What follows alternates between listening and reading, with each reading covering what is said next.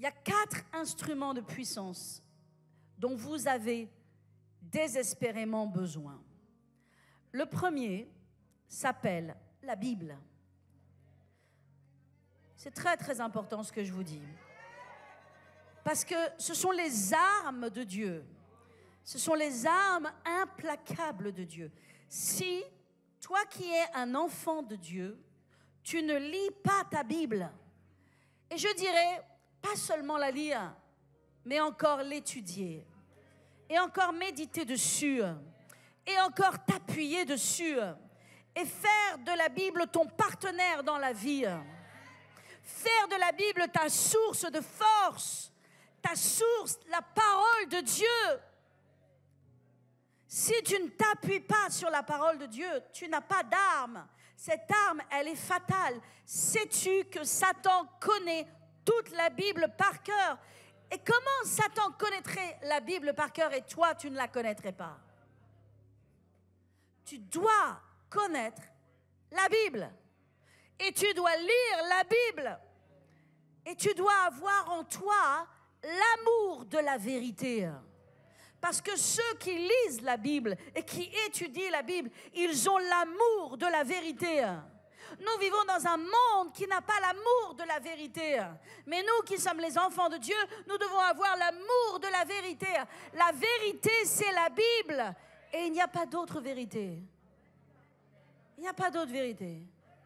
La Bible vous dit la vérité de Genèse 1 à Apocalypse 22. La Bible, c'est la vérité. Le peuple de Dieu doit lire sa Bible, doit s'appuyer sur la Bible, doit méditer la Bible, doit étudier la Bible. La Bible te donnera un esprit de supériorité. Pourquoi? Parce que les gens qui lisent et qui étudient la Bible, ils reçoivent l'Esprit de Dieu et la pensée de Dieu. Celui qui lit la Bible découvre la personne de Dieu. Il va connaître la pensée de Dieu. Il va connaître la pensée de Dieu. Alléluia. La parole de Dieu déclare que sa parole est une lampe sur mon sentier. C'est une lampe à mes pieds, une lumière sur mon sentier. C'est elle qui m'éclaire, c'est elle qui me montre le chemin. Un chrétien qui ne lit pas sa Bible ne peut pas avoir la pensée de Dieu. Écoutez, c'est important.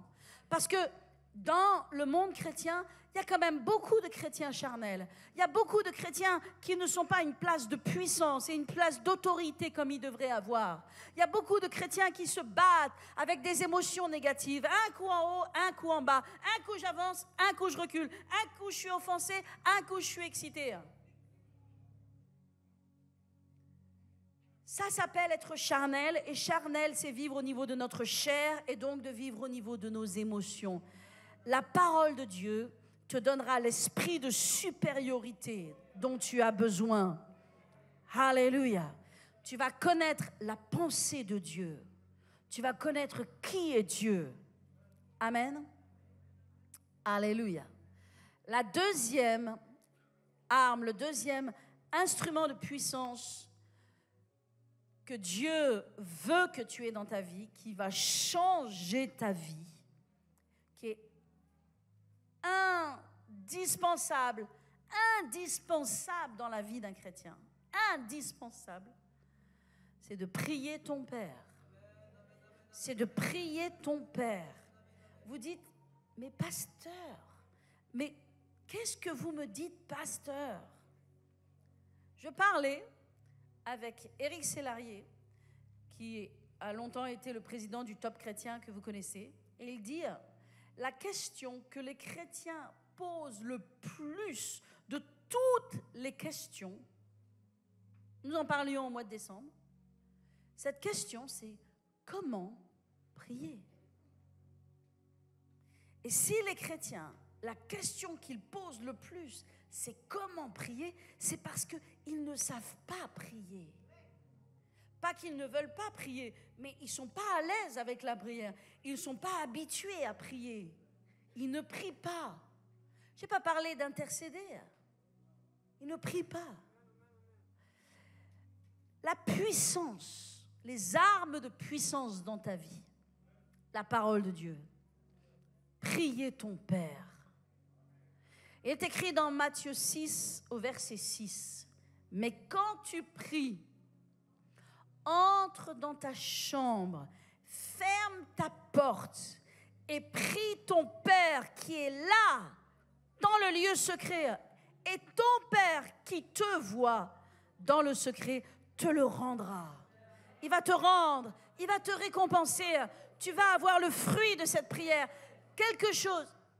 Je sais que tout le monde n'est peut-être pas concerné par ce que je dis et que certains d'entre vous, c'est déjà de l'acquis. Et gloire à Dieu. Amen.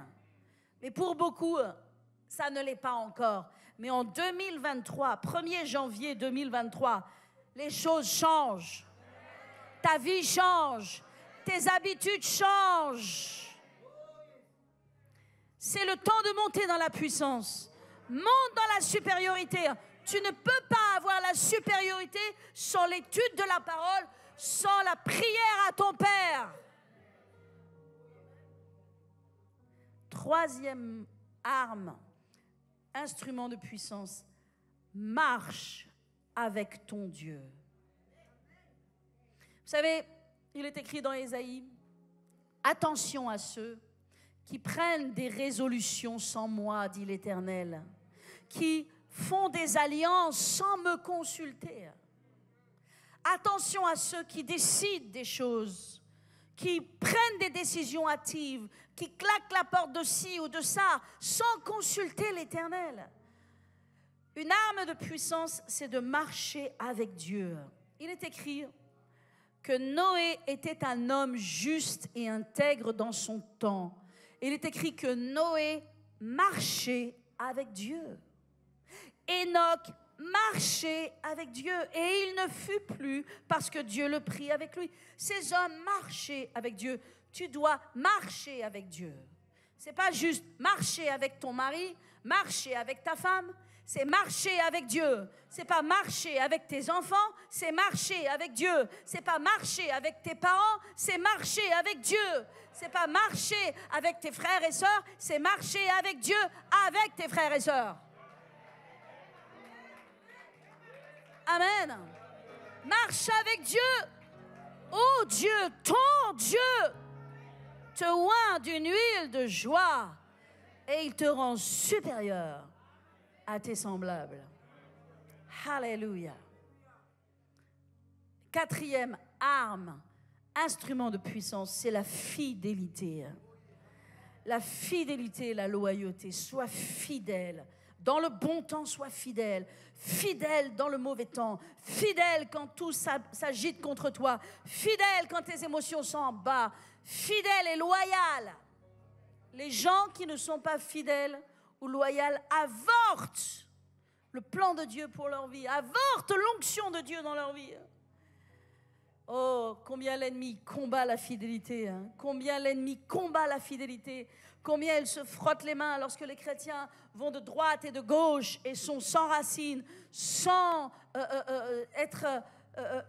pouvoir être émondés. Vous savez, quand vous êtes enraciné quelque part et que vous n'êtes pas droite et gauche, qu'est-ce qui se passe? Il y a le vigneron qui vient et qui coupe, qui émonde.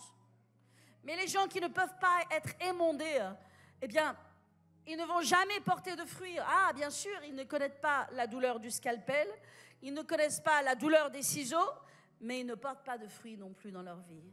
Et vous savez, l'ennemi, s'il ne peut pas t'avoir dans son camp, s'il ne peut pas t'amener en enfer avec toi, il va s'assurer que ta vie, tu la passes de façon inutile.